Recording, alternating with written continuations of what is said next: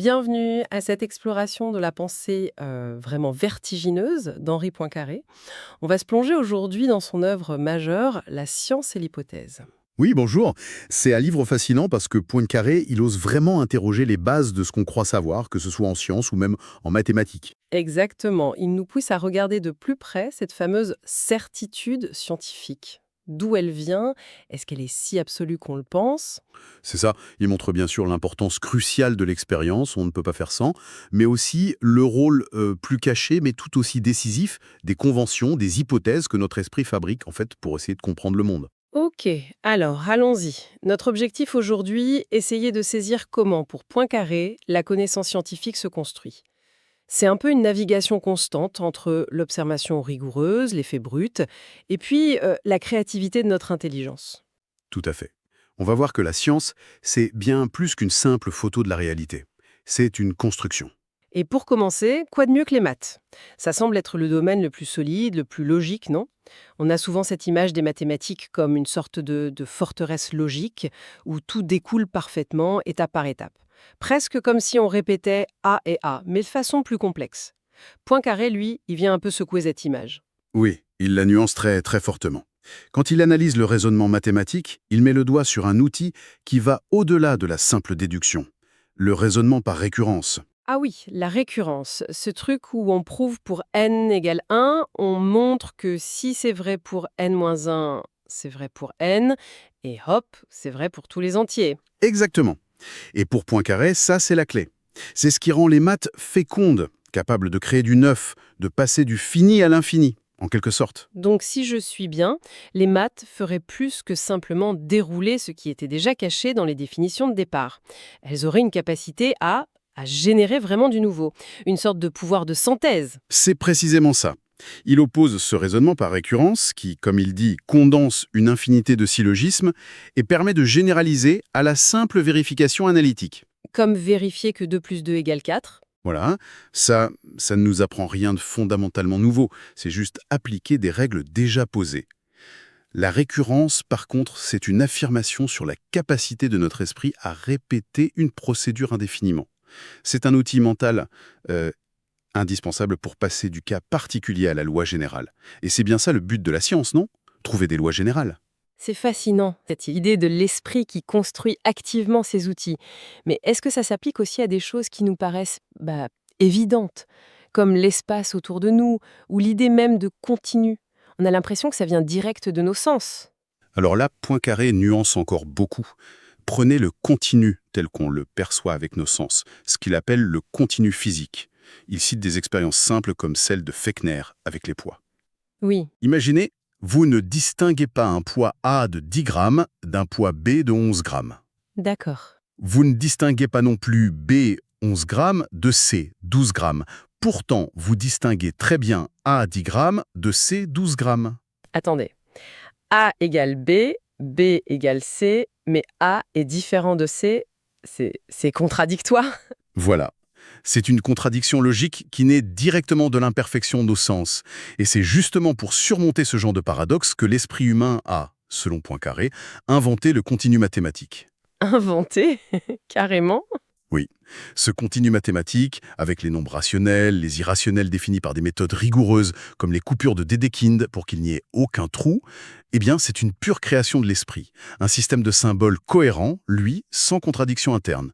L'expérience a juste fourni l'occasion, le problème, mais c'est l'esprit qui a construit l'outil pour le résoudre. Impressionnant.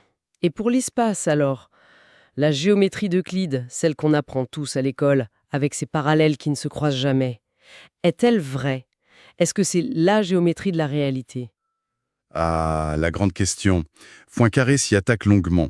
Il montre que les axiomes de la géométrie, comme le fameux postulat des parallèles, ne sont ni ce que Kant appelait des jugements synthétiques a priori. C'est-à-dire des vérités qu'on connaîtrait intuitivement avant l'expérience. C'est ça. Si c'était le cas, dit Poincaré, on ne pourrait même pas concevoir les géométries non euclidiennes de Lobachevsky ou Riemann. Or, on peut, elles sont logiquement cohérentes. D'un autre côté, ces axiomes ne sont pas non plus de simples faits expérimentaux.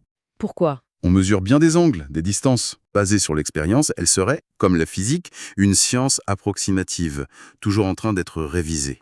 Mais alors, s'ils ne viennent ni de la logique pure de notre esprit, ni de l'expérience brute. D'où sortent ces axiomes? C'est quoi leur statut? Et c'est là qui sort son terme clé. Ce sont des conventions, ou, dit-il aussi, des définitions déguisées. Des conventions, comme choisir de rouler à droite. Un peu oui. Pour Poincaré, demander si la géométrie euclidienne est vraie n'a pas plus de sens que de demander si le système métrique est vrai et le système impérial faux. Ce sont des langages, des systèmes. Alors pourquoi Euclide et pas une autre? Parce qu'elle est la plus commode. C'est ça le mot important. La plus commode pour nous. D'abord, elle est intrinsèquement plus simple, et surtout, elle colle remarquablement bien aux propriétés des objets solides qui nous entourent, ceux qu'on utilise pour mesurer, et aussi au comportement de la lumière sur les distances qui nous sont familières. Donc l'expérience ne nous dicte pas la géométrie, mais elle nous guide pour choisir la convention la plus pratique. Exactement. La plus adaptée à nos outils, à notre échelle, à notre environnement physique. Ok, je vois. La géométrie euclidienne, c'est pas la vérité absolue de l'espace, mais plutôt la carte la plus simple et la plus utile pour nous, humains, qui manipulons des objets solides. C'est un choix pragmatique, en somme, pas la découverte d'une loi transcendante. C'est assez vertigineux comme idée, quand on y pense. C'est une perspective très très forte, oui. Et ça ne s'arrête pas là. Justement, cette idée de commodité qui guide nos choix en géométrie, est-ce qu'on la retrouve aussi en physique? Pour les grandes lois, comme celle de Newton par exemple, prenons le principe d'inertie. Un corps isolé continue tout droit à vitesse constante. D'où ça sort, ça? Eh bien, l'analyse de Poincaré suit un peu la même logique. Ce principe, ce n'est pas une évidence a priori, hein.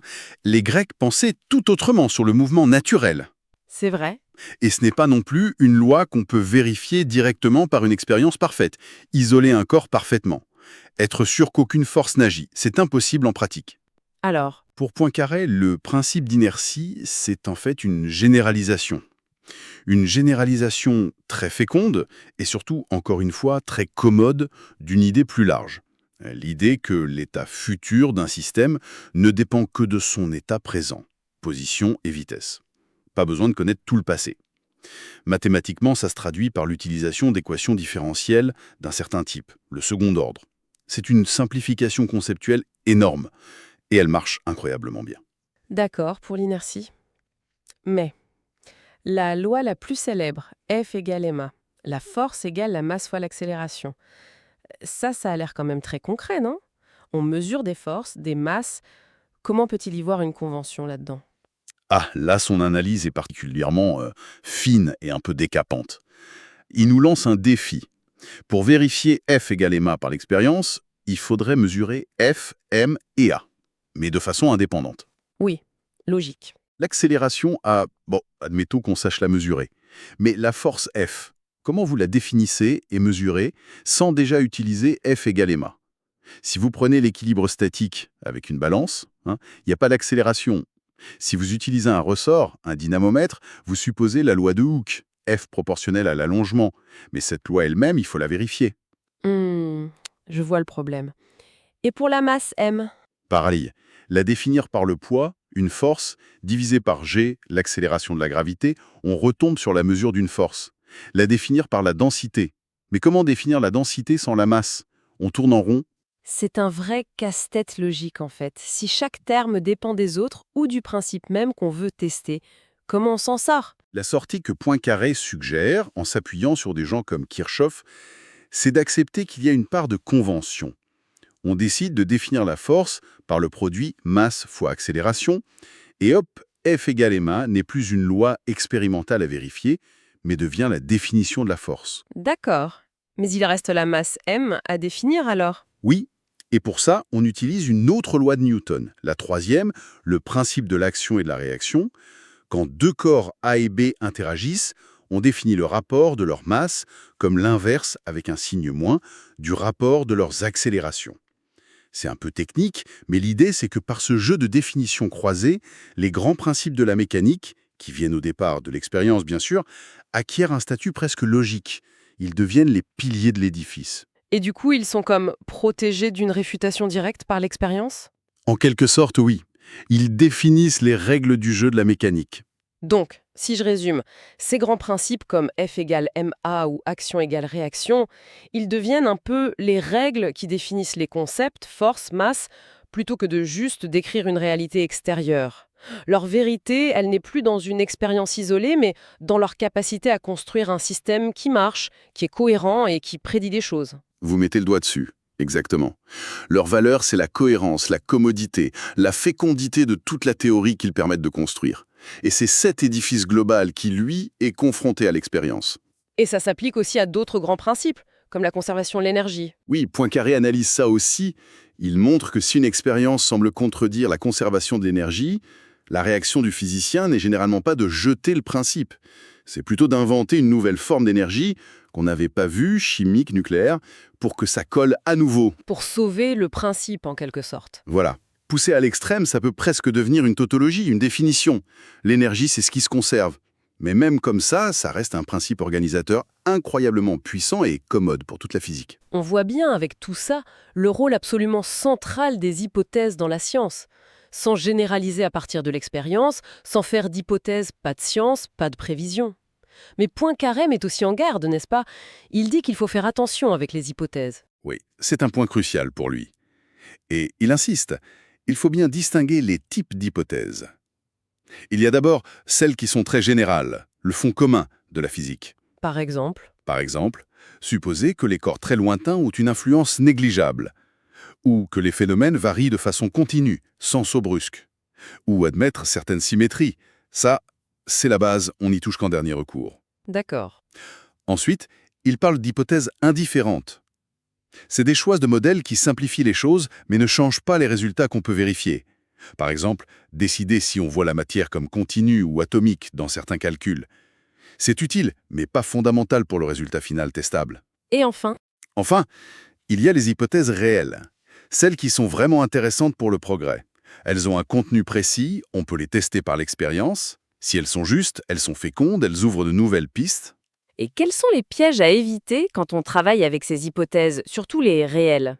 Le plus grand danger, dit Poincaré, ce sont les hypothèses tacites et inconscientes, celles qu'on fait sans même s'en apercevoir. Comment ça? Parce qu'elles sont intégrées dans notre langage, nos instruments, nos habitudes de pensée.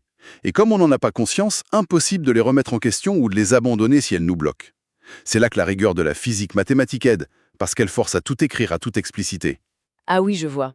D'autres pièges? Un autre écueil, c'est de mettre trop d'hypothèses nouvelles en même temps dans une théorie. Si l'expérience contredit la théorie, comment savoir quelle hypothèse était fausse? Ingérable. Logique.